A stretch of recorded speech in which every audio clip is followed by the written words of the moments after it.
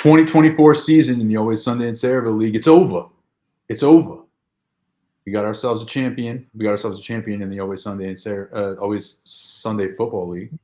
We have a champion in the Laces Out Fantasy League, and we'll soon have a champion in the National Football League. We're going to talk about it all. I'm Dave. I'm your host. I'm joined as every week by Danny. How you doing, Danny? What up? What up? John, how do you do? I do. Fantastic. And Anthony, unfortunately, can't be with us. Sad news on the home front. We're sending our thoughts and prayers to Anthony and the entire Felicetti family. Fellas, what a championship round, huh? We're going to start with the Always Sunday League as we always do, okay? And then we'll go from there. Did you guys happen to see the Week 17 championship matchup between Sweep the Leg, the number 4 seed, I believe, and Mac Attack, the number 6 seed? He was the Cinderella of all Cinderellas. He went into the playoffs with a 6-8 record, won his way to the finals. It was a cute story, I have to say. But in the end, with a score of 202.52 to 136.42, that's 3, boys. That's 3 championships for your boy. Sweep the Leg, a 3-time champion. Congratulations to Sweep the Leg. Way to go. Well done. And I don't know if anybody noticed this. I'm going to point this out real quick. I mean, obviously, the finals, it was an epic performance in the finals. Over 200 points in the finals. That's one to remember. No question. But let me take you guys back, okay, a few weeks. All right, we're going to go back to week 13, we'll say. We'll say week 13 was a 150 from Sweep the Leg. Week 14, the final week of the regular season, a 199 from Sweep the Leg. A week 15, first week of the playoffs, we remember that epic battle, that 191 to 189 victorious win over Sizzler in week 15. So again, week 14, 199. Week 15, 191. Week 16, 182, 182, and in week 17, 202. We witnessed one of the epic playoff runs of all time this year in the Always Sunday in Sayreville League. And for that, I keep saying it the wrong way. And for that, Sweep the Leg is this year's hero. It was a great season. And my team just went like lava hot at the end. There was pretty much no beating me. I had the highest score of the week every week of the playoffs, and that's 3, boys. That's 3. So I think I've been to 6 championships and won 3 of them now. So that's like half the championship games in the league. This was our 12th year, right? This was our 12th year. Yeah. Yep. So I lost 3. I've now won 3. So I've achieved that balance once again. I like to go over 500 at some point in my career, but I'm not going to complain about being a 3-time champion right now. I don't have the cup yet. I did reach out to Kirk Stillwater gang, who is in current possession of the cup, but I haven't been able to get in touch with him, only because he probably turned his notifications off for the fantasy app, as I imagine a lot of people have. In second place this season, we mentioned it before, Mac Attack, a really nice Cinderella run. Backed into the playoffs, 6-8, went all the way to the finals, came in second place. And that's after a third place finish last year. So very quietly, we added a couple of really strong teams to this league last year. We had 4 new entries, and 2 of them have been perennial playoff contenders. The third place game, the aforementioned Kirk Stillwater gang. So he won the championship in his first season, and he came in third place in his second season. So then again, Sweep the Leg, Mac Attack, Kirk Stillwater gang. Guys who have been playing in the league for 12 years, you should be ashamed of yourselves. And so that is the Always Sunday Fantasy League Championship recap. Congratulations to all. Danny, I still it's different league. I'm not gonna Different league.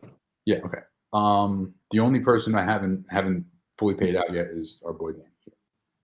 Having some Venmo issues, but I sent a Venmo to Anthony earlier today, and he said it went through. So I think we're good. So I'll be getting you your Dolo in just a little while, Danny. So let's talk about that. the Laces Out Fantasy League Dynasty. It only took one season for the Dynasty League to be completely corrupted and ruined. I love that. I love that it only took one season. Bobby J.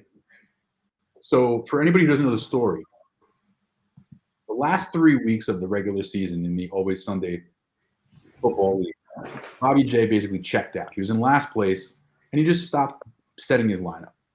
It resulted in a win that locked up the division for Kirk Stillwater gang. So Kirk Stillwater got, the first round bye based on the fact that Bobby didn't set his lineup. We don't like that kind of stuff. So after the regular season was over, I reached out to Bobby and I said, "Hey, is everything okay? What's going on with you? What happened?" And he didn't really have like too much of an explanation. He's just like, "I got a lot going on." And I was like, "Yeah, but I'm in 3 leagues with you and you're setting your lineups in the other 2 leagues. So you don't have that much going on. I'm really sorry. It'll never happen again." "Okay, Bobby, no problem." I was like, "We don't have punishments in this league. We've never had a punishment for the last place finisher, but I'm tempted to start here." "No, I'm sorry. It will never happen again," says Bobby J. And now we turn our focus to the Laces Out Fantasy Football League, where the very next week after Bobby J said it'll never happen again, what happened, John? Again, did not set his lineup. In the playoffs, didn't set his lineup. Oh yeah, it's significantly worse. Because it's one thing it's one thing to check out of a league that you're already eliminated from. It's another thing in you successfully completed the first half of the first part of the season. He almost won his division. Yeah. Regardless in the playoffs. It Always Sunny, the 4 played to 6. He was the 3 seed. Exactly. He was the didn't even set the lineup. Didn't set his lineup. And so after that happened, everything went off its kilter. Okay. Danny and I ended up facing each other in the second round of the playoffs, and Anthony got the 6th seed, who somehow passed Bobby J because Bobby J didn't set his lineup. Bobby didn't play. So Anthony advances to the finals, and Danny has his best game of the season, knocks my team out. So we'll talk about the 3rd place game first, because of course we did. The Red Knights put up 214 points in the final week of the season in the 3rd place game. Thank you, Bobby J. 214 points. And now let me check. I just want to check my notes really quickly, because that's the highest. It was one of the highest scores of the season in the league in a half-point PPR. And I had to just confirm that I actually didn't score more than the 2 teams in the 1st place game, which I didn't. But it's close. It's too close. It's like 15 points or something like that, right? If I'm doing my math correctly. No, a little bit more than that, but not important. What is important is in the finals, the Golden Showers Part 2 versus Shady Acres. It was a 1-4 matchup. And both teams kind of, I guess a 148 isn't that bad. It's actually pretty solid. With a 148, Shady Acres takes home the first ever Laces Out Fantasy Football League Championship. Danny Mac didn't even show up to the game. 92.5 points. It was a rough week. Danny, 92.5 points in the finals. Who could have predicted, Daniel, that after your team scores 190 motherfucking points in the semis, that you would completely shit all over yourself down your leg in the finals, bro? Who could have predicted that while I scored 214? Guess what you are, you shithead, goat, you jerk. Right over your face. So yes, congratulations once again to Anthony Shady Acres taking home the first ever Laces Out championship. Congratulations. Woo. Thank you, Bobby J. Thank you, Bobby J, for corrupting our league in the first 2. Love it. Love to have that happen. So fellas, takeaways, Johnny. What are your overall takeaways from the season that we've just had here? The either redraft or dynasty, or just maybe both. Do you have any big takeaways?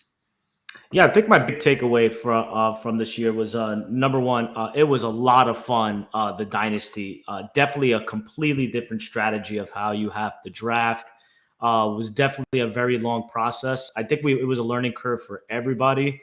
I would say everybody could say it was a learning curve, and then I would say in the Always Sunday League, definitely. Don't fall in love with an offense. Try to spread the love a little bit.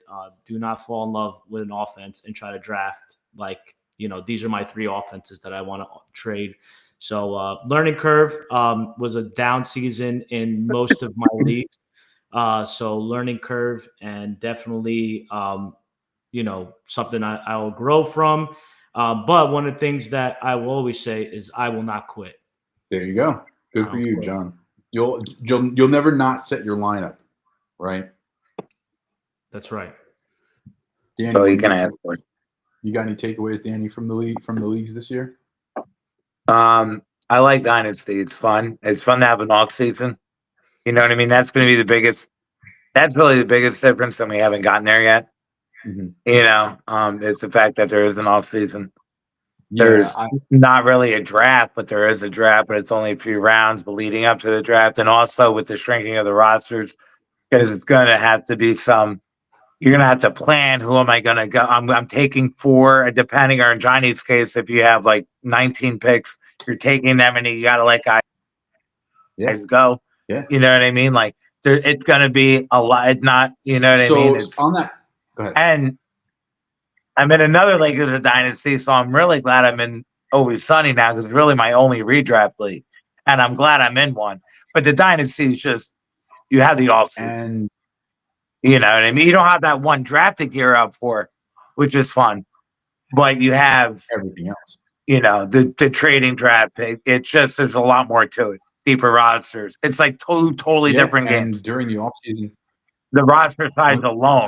During the offseason, when you hear a piece of news like Tyreek Hill wants out of Miami and you happen to own Malik Washington in Dynasty, that's the type of stuff that gets you excited, get your blood pumping, Yeah. And so, as far as the Laces Out League goes, I have to collect up the money. I think the right thing to do would be collect up the money from everybody so that everybody's tied in. And then, because we have to do some voting, it looks like, for a couple of things. So we got to take care of that. But in order to vote, I think you should be paid up first. You know what I mean? That way, the vote didn't go my way, and then I quit. You know what I mean? So I got to get that all handled. But again, that was a Venmo thing. I didn't want to. I had too much going on. I'm paid up, and I think it's a good idea. Yeah. Same here. So maybe what we could start to talk about right now is just opening up the conversation so you guys can start chewing on this in your minds. Aside from like taking defenses out, aside from shrinking the bench by 1 or 2 spots, any other potential areas where you think the league could be improved?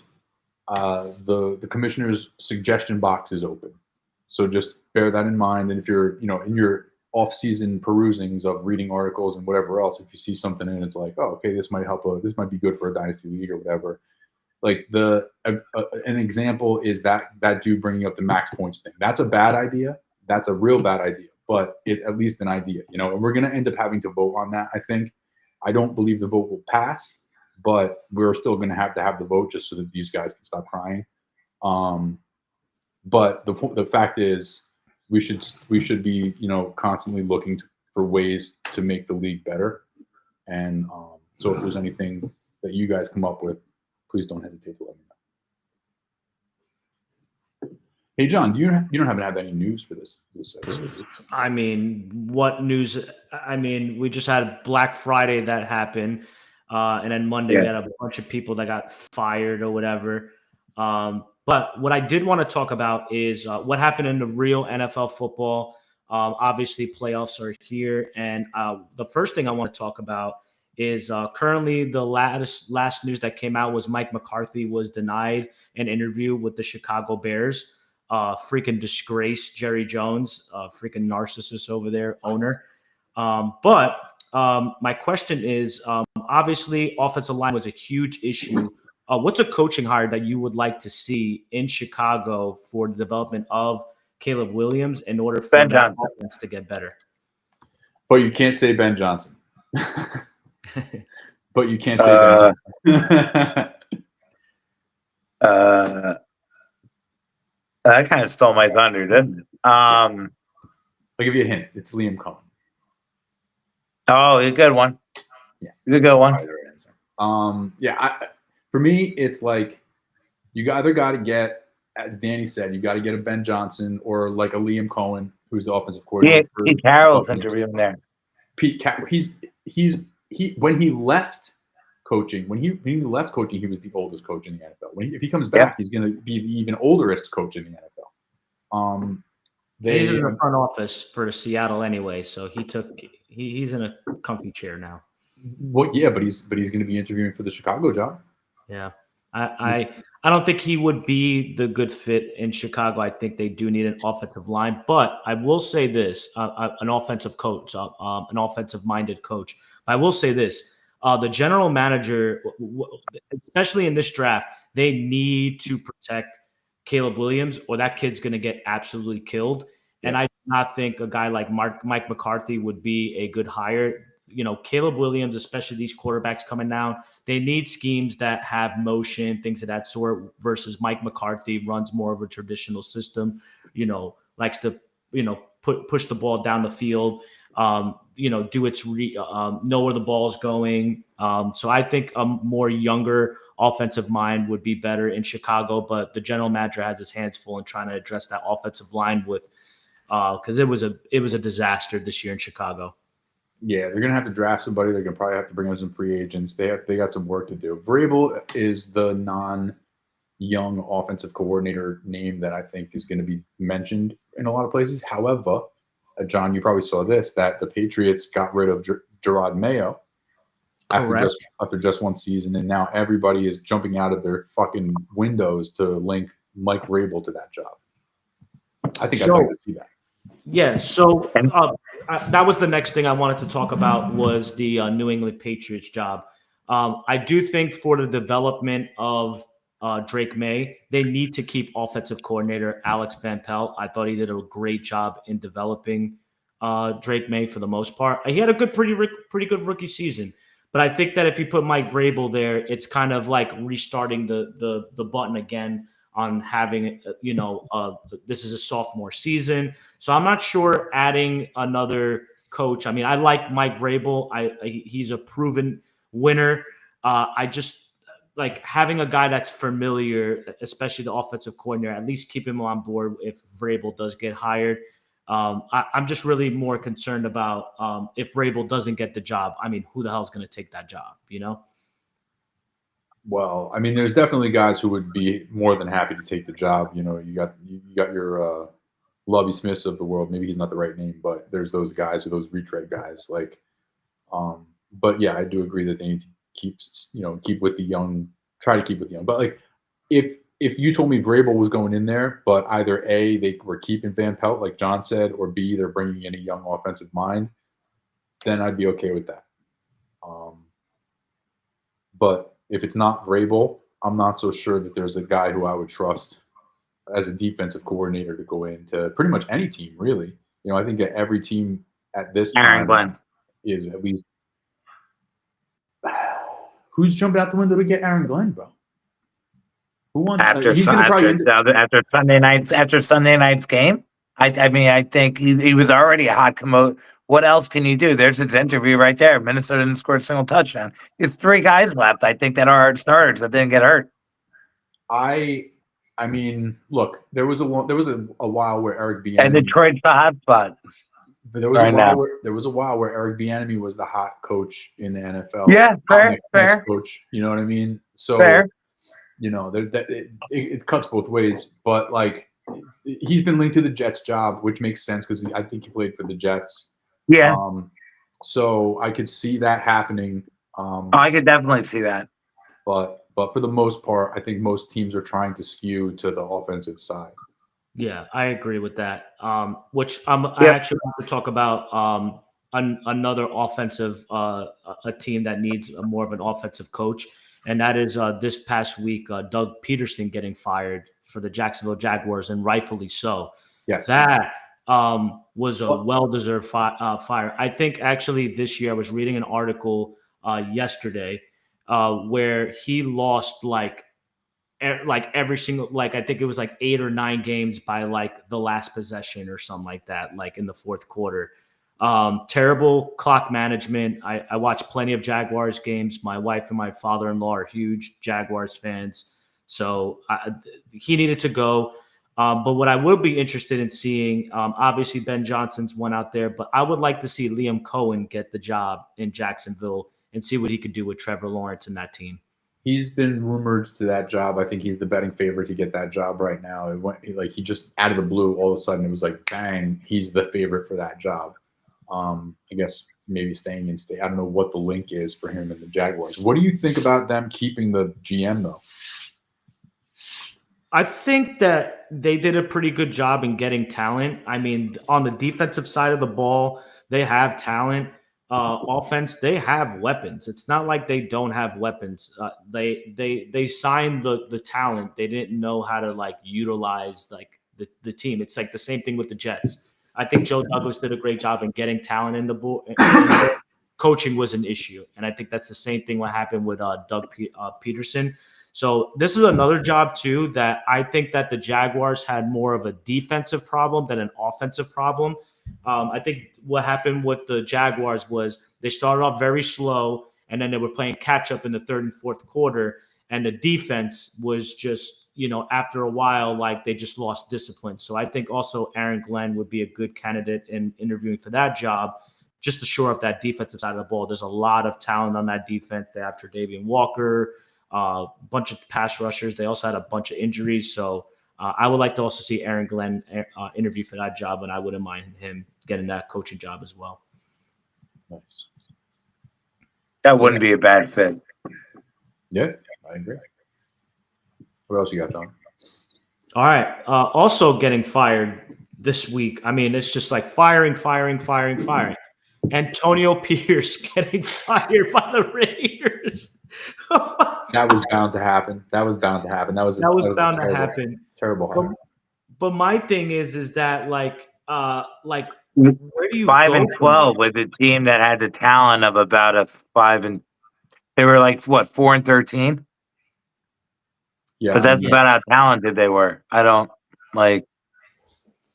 Yeah, I mean, I guess the argument you're making was like, what was he supposed to do? Mayo too. Yeah, like they're shitty teams. What were they expecting? I feel like they were expecting. Well, I think in New England they were certainly expecting a guy to be able to manage the clock. Like Mayo was a bad coach. Mayo's a bad coach, and I get. He didn't know how to. But I don't know. I don't. 1 year seemed kind of quick for Pierce. Yeah, I guess. What were they expecting with that team? You thought they were playoff contenders? No. Is that what they thought? I hope not. I definitely hope not. Not it just seemed two guys to get fired in 1 year. After 1 year in the same year, Mayo, I kind of get because he was a bad coach, but I didn't really get that vibe from Pierce. I didn't watch that game and think, oh, the Raiders suck as their coach. Fair. They suck as their players. Yeah, they have no quarterback. One of the worst rosters in the NFL. Yeah, they have no quarterback. They weren't they like preseason favorites to finish last? Yeah, they were. No, I think or was it New England? Maybe Carolina. Okay. Probably. Yeah, Carolina was probably but they were definitely more the bottom barrel thing. And also I thought that the defense played pretty well under him, and the guys played hard, but obviously he's more in charge of the defense, and his defense got decimated with injuries, so he wasn't even able to run his full scheme. And then on top of that, you have incompetent quarterback play. How can you control the defensive side of the ball, and you're just constantly like you have to play like lights out defense to win games? Like it's impossible for him to. Antonio Pierce, raw deal. Antonio Pierce, raw deal. So who I think, because obviously we have to wait for the Vikings game to be played, and Brian Flores will be accepting all job interviews. Will be listened to any offer that's a head coaching position. I think this would be a great spot for Brian Flores to interview for this position, as well as Aaron. I think Aaron Glenn would be the favorite here, but this would be an opportunity for maybe a Brian Flores to take a head coaching position and maybe establish a culture, and for him to get that second chance into being a head coach again. Interesting. Yeah, I think you're right. He probably will be a hot candidate because he's been killing it with that defense. Although they got shredded this last week, and we'll see what happens with the Rams. What else you got, John? All right. So the next one, and I hate talking about this one, is what the hell are we gonna who the hell wants to coach the New York Jets? Rex Ryan. Oh, my God. What a circus show over there. I mean, at this point, it's a soap opera, man. Could you imagine if Rex Ryan's the coach and Aaron Rodgers comes back for a year? I can't wait. Oh, God, yes. I can't wait. Oh, my God. Could you imagine? Could you imagine just the theater? Forget about the awfulness. Rodgers and Adams for one more year in New York under Rex With Ryan. Rex Ryan? Oh. That would be must-watch press conferences. Can they please go on Hard Knocks? Right. And have a whole Netflix show about their season, because it's going to be comical. John, do you know One Jets Drive? Yes. Yeah, so the Jets, I think probably a lot of teams do this, but the Jets do their own Hard Knocks every year. They have their own little thing. It's called One Jets Drive. So you got that on lock. That you'll be watching all your One Jets Drive. Last time Rex Ryan coached, Aaron Rodgers winning MVPs. There you go. That's I mean, a nice reunion. Sign him up. Yeah. Before and after. I was going to ask. There's a player that I was going to ask about, but it just went out of my head. What else you got, John? I'm going to move on to the next coaching position that is open, and that is the New Orleans Saints job that's open as well. Obviously, right now, they've dumped their recent earlier picks for an offensive line. It looked like Clint Kubiak, the offensive coordinator, started off hot, and then they kind of died down. But I think they have Olave, they have Shaheed. It looks like they have Spencer Rattler. So who's going to take that job? What do you think? I don't know. What is going to happen to the Saints? They're just going to be bad, I feel like. It's going to be a first-time head coach. It's going to be a guy who never got a job. Who doesn't before. Get one of the other jobs. Yeah. It's going to be a guy who never got a job before, that's the only job he could get. That's Brian Flores. So this would be the Brian Flores. It could be. I mean, it's got Brian Flores the situation written all over it, but we'll see. Yeah. Oh God. Yeah, that's all the offensive guys. But in terms of hirings and stuff, I think that Ben Johnson and Aaron Glenn will definitely be hot candidates to be hired, as well as Liam Cohen. So I think that the top names we keep talking about is Ben Johnson, Aaron Glenn, and Liam Cohen. These guys are going to get hired. Yeah. Probably, yeah. I would be very, very surprised if Ben Johnson doesn't get a head coaching job in this. It's time. Yeah. I mean, but it's time. It presupposes, I guess it presupposes that they win a champion. If they win a championship, he's gone. I think that's a guarantee. I'm just wondering if you think there's any scenario where he doesn't go for a head coaching job and he stays in Detroit. It would only be for him to stay in Detroit. No. I'm saying, let me ask it a different way. What percent chance do you think that he stays in Detroit as an offensive coordinator and doesn't take a head coaching job this cycle? I would say it's highly. I think he takes the head coaching job. I think this is the year. I'll go 25%. Okay. See, to me, that's even high. Yeah, and I think it's a little higher than I think instinctively I would go. I was factoring a little risk that he doesn't leave. But I would personally bet the under. Yeah. I agree. Absolutely. But I wouldn't be a lightning struck surprised if he did or something happened, I wanted to talk about one other team because technically they have a head coach, but they're not going to have a head coach in a little bit, and that is the Dallas Cowboys. Like, are they going to re-sign Mike McCarthy? I think it's in the best interest for them to sign a 1-year deal with Mike McCarthy. I mean, since Mike McCarthy's been there, Dak Prescott has been like hurt every single year since Mike McCarthy's been there. Yeah, I would be real fucking surprised if Jerry Jones denied denied permission for him to talk to the Chicago Bears, and then for him to not re-sign him. You know what I mean? Basically, by denying permission for another team to interview him, what you're implicitly saying is, I'm keeping this guy. So if he were to say no to Chicago, no, you can't talk to him, and then turn around and not sign him, that would be the coldest move in NFL history. That would be the number one coldest move in the history of the National Football League. If he's like, no, you can't interview him. Mike, you're fucking fired. It would be like Minnesota franchising Sam after the year you just had. Well, no, okay, thank you for bringing that up. That's what I actually wanted to talk about. Where do you guys stand on the whole Sam Darnold thing? I think they extend him or he leaves. They don't franchise. You can't franchise him. Why? He won 14-3. Why can't you franchise him? That's doing him dirty. I just don't think it would go over well. I don't think they're going to do it. I mean, they might. But I don't think they're gonna. That would be dirty. I think the franchise. No, see, I don't think it's good. I don't think it's that dirty.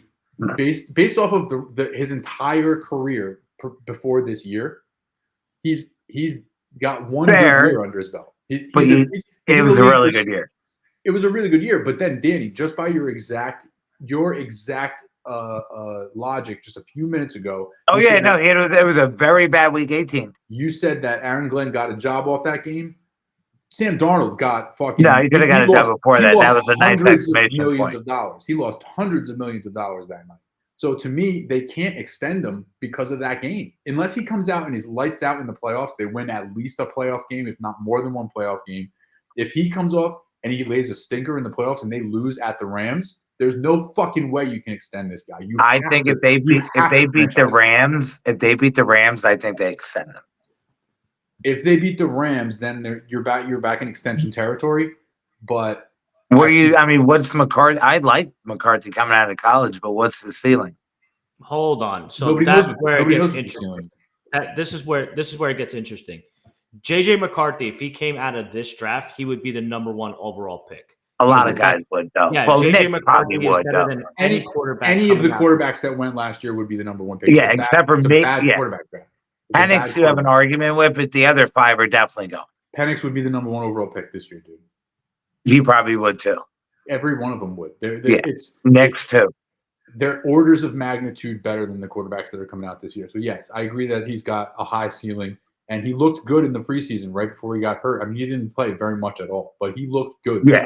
People were stunned by how good he looked for that short period of time, McCarthy.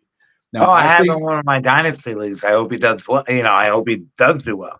People are saying trade McCarthy, sign Darnold. I think you got to keep both. I think you got to franchise Darnold and you got to keep McCarthy because you don't know if Darnold can replicate this season. History would say he can't.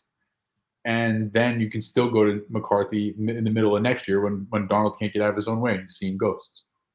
I want Darnold to be good, but he's only ever done it for one season.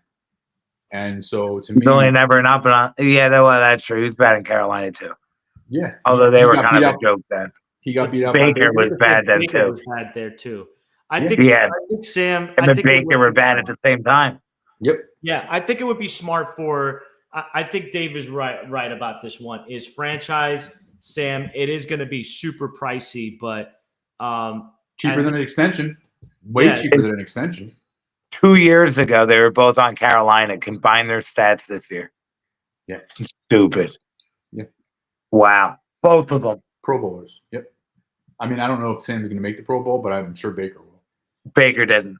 He didn't? What? Oh my goodness. Too much competition. Did you guys vote for Pro Bowl? Mm-hmm. Jared Goff made it. Well, then it's your fault. But the guys who made it were all really good. Jared Goff, I forget who else, but they were good. Joe Burrow. Oh no, that's the No, not in the Okay, NFC. so here we go. NFC Pro Bowl. Jared Goff, Jaden Daniels, Sam Darnold. So Sam Darnold made it, but Baker didn't. Yeah. Running that's backs, crazy. Saquon, Jameer Gibbs, and Josh Jacobs. Fullback Juszczyk. Receivers, Jefferson, Amon Ra, CeeDee Lamb, and Terry McLaurin. CeeDee Lamb as a Pro Bowl receiver this year. I don't know about that. I don't know if he had good stats.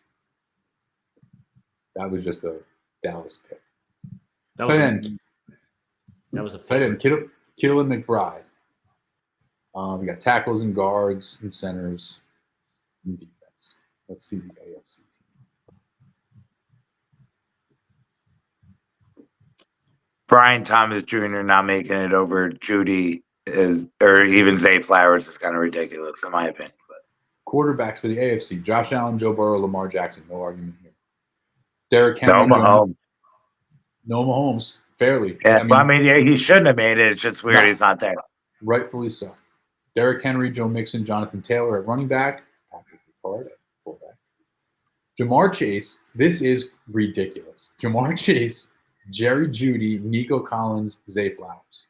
Yeah, you're right. Brian Thomas should have definitely made it onto that. 100%. Look at the stats he put up on that. He's like legit good. Yeah. And that team's awful. Brock Bowers is the number one tight end, and Travis Kelce. Easy. But if Bowers made it, then Brian Thomas should have made it too. Based off their stats. And if Anthony was here, he would agree. I can speak for Anthony. Oh, he was right about that one. Yeah, he nailed that pick. I mean, he had some bad predictions this year, and I'm talking about bad predictions. Oh yeah, especially at quarterback, but he got that one right. But he nailed that. Yeah. That was his anti-QB. 100%. You guys ready to talk some NFL football? Yeah, let's do it. Do it.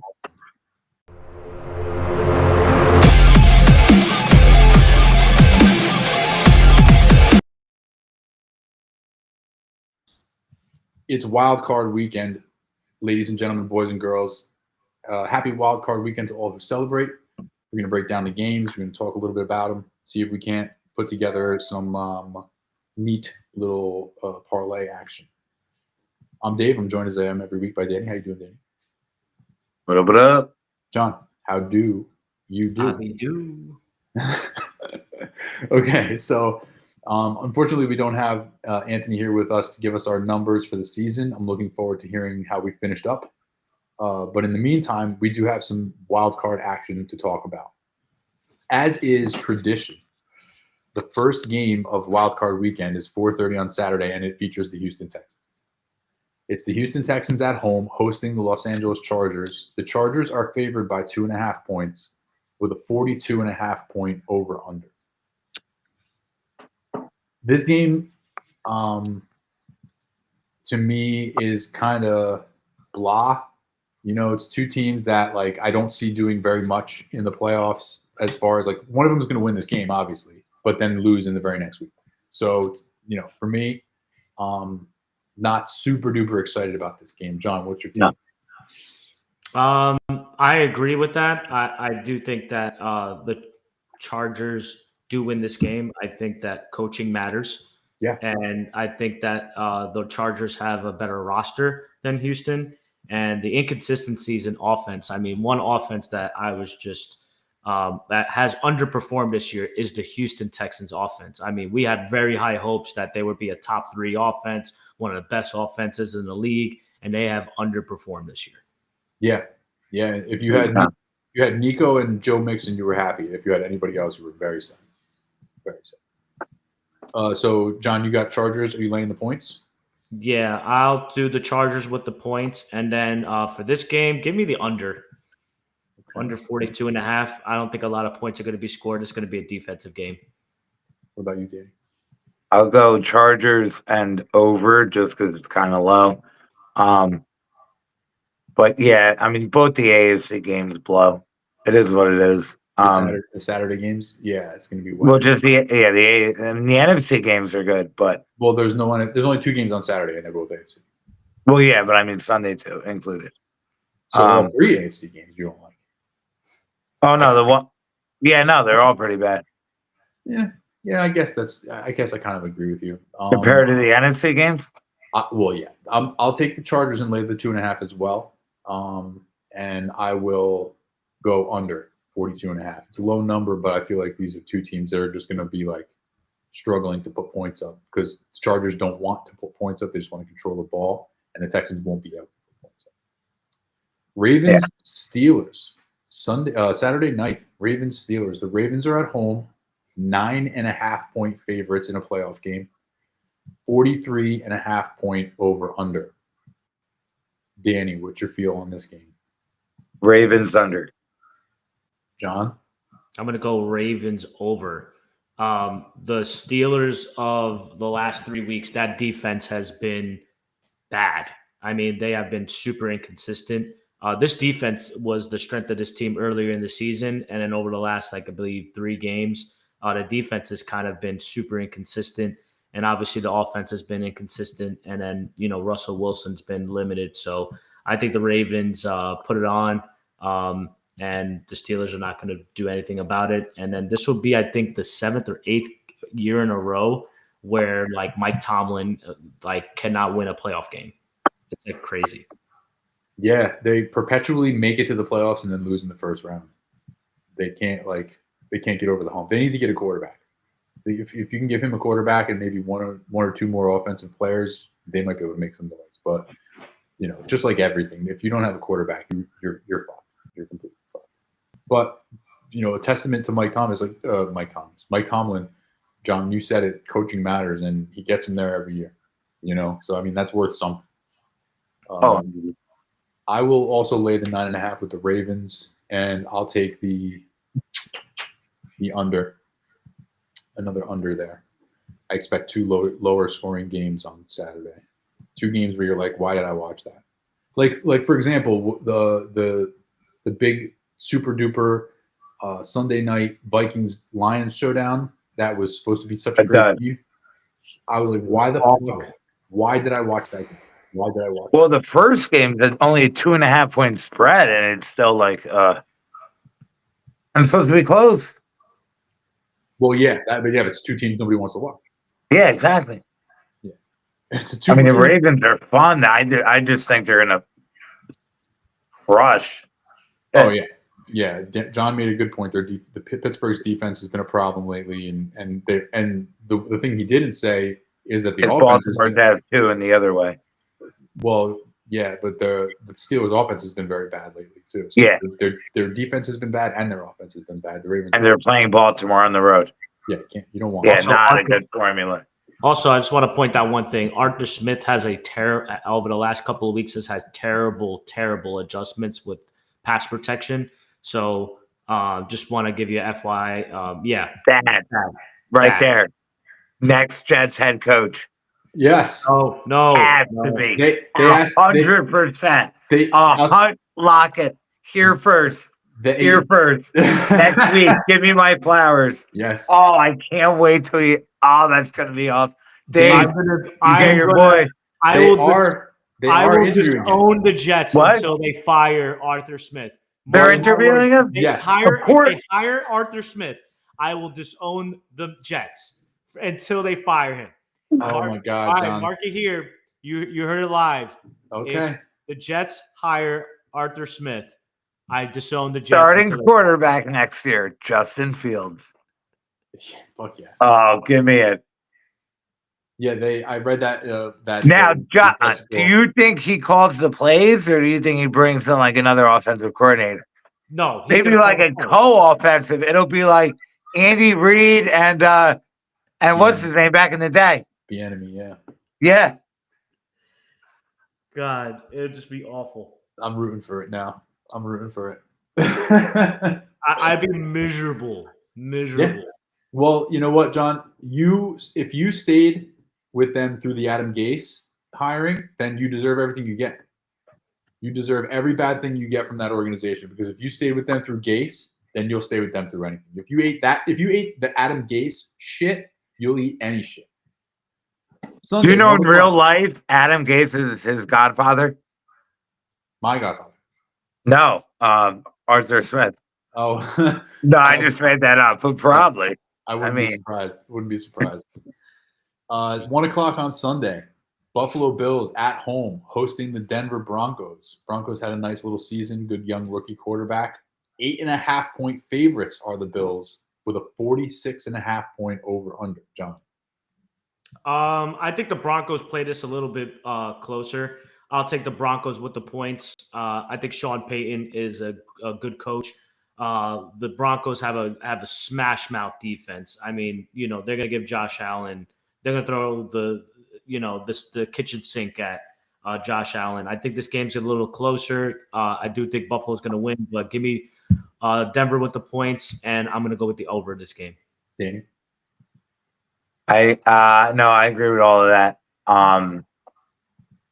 I just think that Buffalo, I think, handles them. I'll take Buffalo in the over. Okay, I'm gonna go with Broncos and the points in the over. Just based off of what I agree. I pretty much agree with everything that John said. The Denver defense, I'm just gonna bet on them to keep it just a little bit close. 3, 4, 5. I do. I just think I have a feeling Allen's just on a mission. Yeah, I wouldn't mind seeing that. I wouldn't mind. I think a blow up. Yeah. Yeah.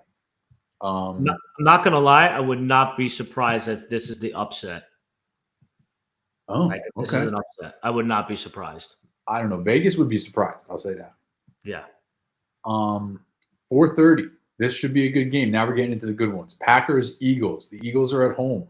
4.5-point favorites with a 45.5-point over under. So all the over unders are pretty under control. I think that makes a lot of sense. Usually in the playoffs, things tighten up a little bit. Packers, Eagles. Johnny. I'll take the Eagles with the points here and give me the over in this game. The Packers, every team that is in the playoffs, they have a losing record. I think they only beat one playoff team that's in the playoffs this year that they played on their schedule. So when they play teams that are, playoff bound or have winning records, they don't have a great record. So I'm going to go with the numbers, and I'll go with Eagles points, and I'll go with the over. Danny. I'm going to go Green Bay in the over. I don't think they win, but I think backdoor get within 3 or 4. Okay. I will go Eagles with the points and the over as well. Sunday night, Tampa Bay Buccaneers at home hosting the Washington Commanders. This game could be a lot of fun. It's the highest over-under of the weekend at 50.5. The Buccaneers are 3-point favorites. Johnny, your Buccaneers. I'll take the under in this game. I don't think that many people are going to score, but I'm going to go with the Commanders with the money line. Wow. Okay. All right. That's fun. I'm going to go with money line Commanders, and here's why. Todd Bowles is their coach. And I know he won a playoff game last year against a really bad, tanking Eagles team at the time. But I think that, when it comes playoff time, Dan Quinn has done it before. He's an experienced coach. Todd Bowles has had one playoff victory, and I just think he's just going to get out-coached this game. Very valid points. Danny? I'm going to go Washington, but with the points, because I was kind of indecisive on who to take, so I'll just take the points, and I'll go with the over. I also will take the over here. I'll go Buccaneers -3. I'll go against you guys. I don't have a strong feel for this one. I think that you guys, you made good points. I would bet Buccaneers money line for what it's worth. But if there's a 1-point game written all over, it's this one. Okay. In my opinion. Fair enough. Yeah, the Buccaneers, -175 money line doesn't make sense. So 3-point favorites at home, that's what you get for being the home team. They're very evenly matched. You know? Yeah. Monday night game, Vikings-Rams. The Vikings just looked like absolute dog shit in the 18th week of the season when everything was on the line. So now this is the Sam Darnold make it or break it game. Sam Darnold make the money or lose the money game. The Rams are at home. They are underdogs at home at 1.5 points with a 47.5-point over under. Dan. Rams with the points and the over. John. I'll take the Vikings with the points, and I'll do the over. I'll take the Rams with the points, and I will take the over as well. I would love Rams money line here, but there's no juice. No juice on the money line. Rams plus 1.5. Yeah, so that's all the games. Which one game are you guys looking forward to watching the most? Probably. Man. I would say the Packers-Eagles game. That's a good one. Maybe Minnesota Rams. Maybe. That's a good one too. I think my answer is honestly, Washington, Tampa Bay. I was gonna say it's not one of the AFC games. No. There's a reason why the first 3 games are all the AFC games, and then you get to the NFC. We all mentioned the NFC games. Yeah. But there's no real alpha, like, you know what I mean? Detroit, but they won. And Philly's good, but the depth of Packers are also not exactly bad, and LaFleur's a pretty good coach. Yeah. No, I mean, if coaching matters, then that's where the Packers have their biggest advantage in that game. Oh yeah, especially in the X and O's. Remember when he had like Malik Willis out there, like scoring 35 points and running for like 350 yards as a team? Yeah. Sirianni can't schoolyard shit. Schoolyard stuff. Coaches circles around Sirianni, no question. So, do you guys want to do a 3-pick parlay for the weekend? Yeah. All right. Give me a second. I have to log back in.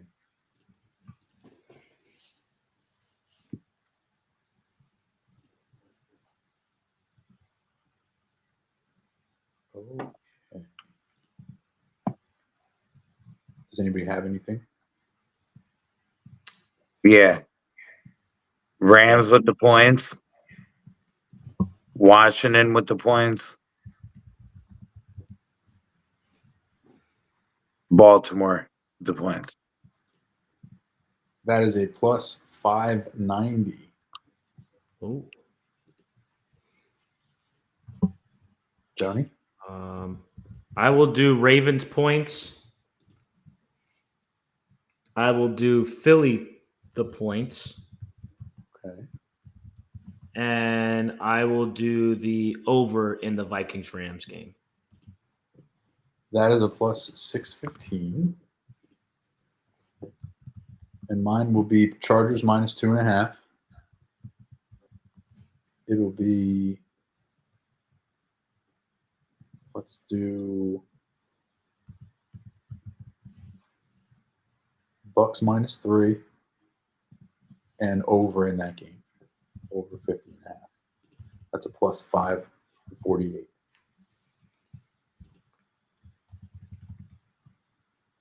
And now let's talk touchdown scorers, because that's something that we do. Give me a touchdown scorer in Wild Card Weekend. I'm going to go with Mike Evans. Mike Evans. Because he always scores touchdowns because he's Mike Evans. It's true. And shout out to Baker Mayfield, man, for giving him that money, man. And like, that's awesome, man, that they took care of him that way. What, they got him 1,000? Yeah, they got him 1,000 now. Yeah. And yeah, I'm pretty psyched about that too, just based off of the fact that now he's probably going to try to go for another 1,000 next year to be the all-time record. Speaking of that, did you see what McDermott did in Buffalo with the punter? No. They were on the 35 at the end of the game, and he sent in the punting team because if the guy hit his 25th punt inside the 20, he got a bonus. Nice. It would have been a 52-yard field goal. Last game sends out the punter. Like, that's big for a coach. Good for him. Yeah, and obviously the guy nailed it like the 5-yard. You know what I mean? He was kicking from, it would have been a 52-yard field goal. He sent out the punt team. So but, they had everything locked up. He was just playing for bonuses at that point. Starters were out of the game. So good job, McDermott. Touchdown scorer. I'll go same game. Give me Brian Robinson. Brian Robinson. Okay. And I will go into the Monday night game, and I'm going to give you a Puka Nacua. Ooh. So I was going to go Saquon. For some reason, I can't parlay these right now. Maybe because it's just two guys in the same game. So, yeah, it's because I got two guys in the same game. I don't know why. I'll try it later. But Evans, Puka, and Brian Robinson. Those are our three guys. All right. So that does it. Hey, guys. Good season. Congratulations to all of us. We made it through another year, another season. We're probably going to take a couple weeks, if not a couple months off from the show. We'll get things, like I said, squared away with our votes in our Dynasty League and get the Dynasty League back up and running again for the new season. We'll do all that good stuff, and then we'll pop back on in a month or two, and we'll start talking NFL draft stuff. The NFL draft is in April, so we have, maybe we'll get together in March or something. We'll start to get together in, maybe late February, early March, and start breaking down positions as far as the NFL draft is concerned. Johnny's going to take us through. And then after the draft, we'll talk about how we're going to, schedule the pods leading up towards the season. Sound good? Sounds good. Awesome. So, all right. Once again, thoughts and prayers to Anthony. We missed you this evening, and we will see you next time, though, where it's always Sunday.